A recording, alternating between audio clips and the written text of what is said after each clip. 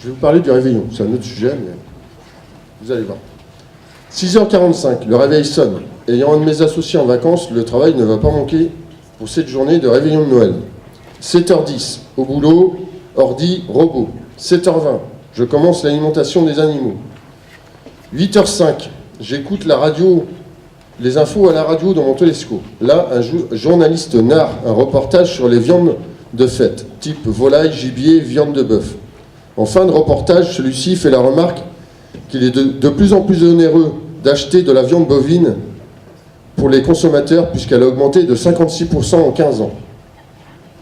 Je m'arrête 30 secondes, je réfléchis et je me dis 56% en 15 ans pour nous les producteurs et le prix de vente n'a pas augmenté. Bizarre. Où va la différence? Peut-être pour le Père Noël? Bon, j'essaye de rester calme.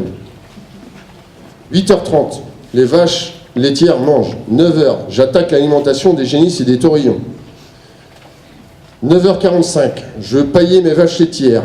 Je vois deux vaches très amoureuses. Soudain, l'une chevauche l'autre, mais elle glisse, tombe par terre, essaie de se relever, mais dérape. Rien à faire, elle n'y arrive pas. Les ennuis commencent. Je reste zen. Et je lève la vache à l'aide de la pince à hanche.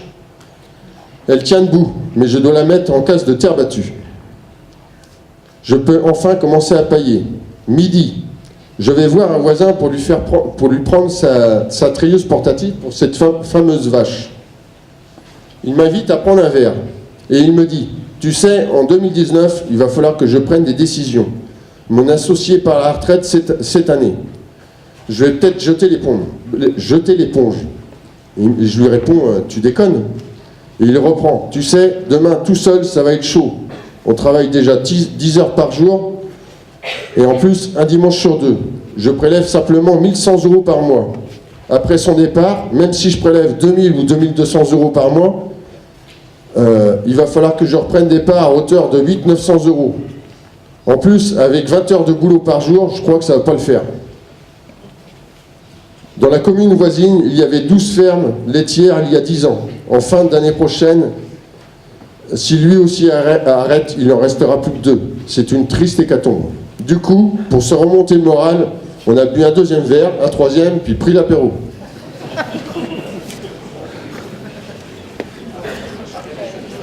« 13h15, je rentre chez moi. Mes beaux-parents sont là pour manger. Devant une bonne entrecôte avec son petit beurre, là, le petit beurre qu'on met dessus, là. Ça, c'est extra, ça. Mon beau-père me dit, t'as entendu les végans ou les antiseptiques ont encore attaqué une boucherie à Lille?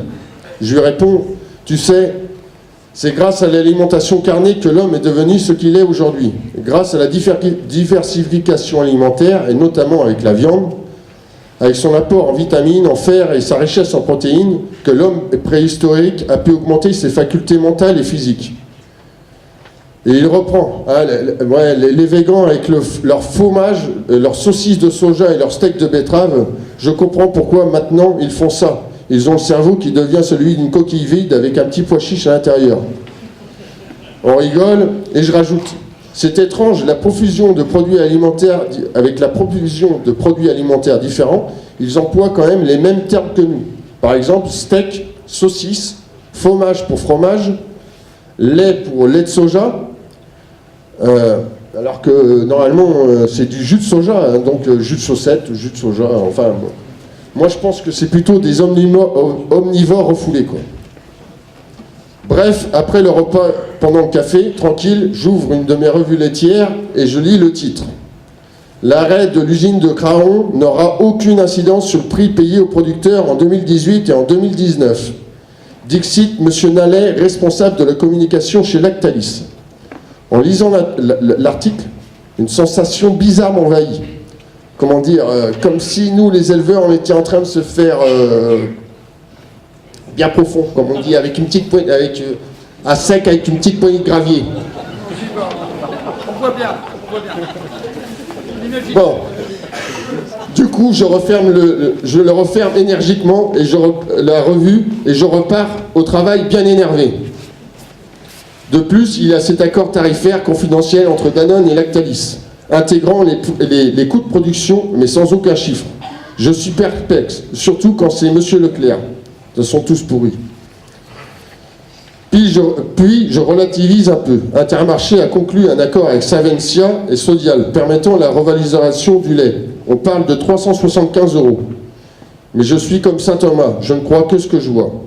D'ailleurs, François, si tu pouvais faire une petite intervention plus tard là-dessus. Pas sur la sensation, hein, sur le prix du d'accord. Bon. 17h, je traite ma vache convalescente au pot. 17h20, je pousse les fourrages de tous les animaux et m'aperçois qu'une vache a vêlé.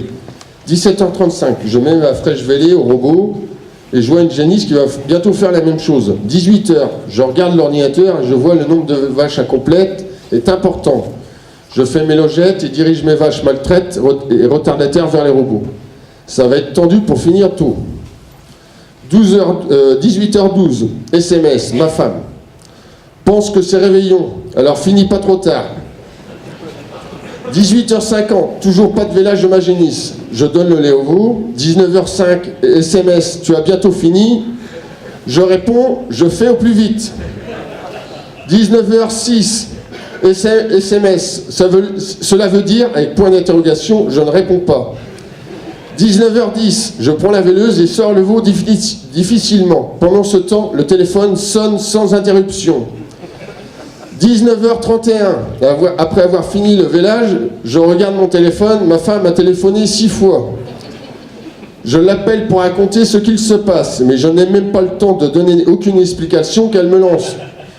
Tu peux répondre au moins. Tu peux même pas finir de bonne heure le soir du réveillon. Quel boulot de merde. Et elle raccroche. 19h33, dépité par la situation, mais consciencieux de mon travail, je passe la génisse au robot, je fais boire le veau, heureusement sans accroc. 20h, je rentre à la maison où ma femme m'attend.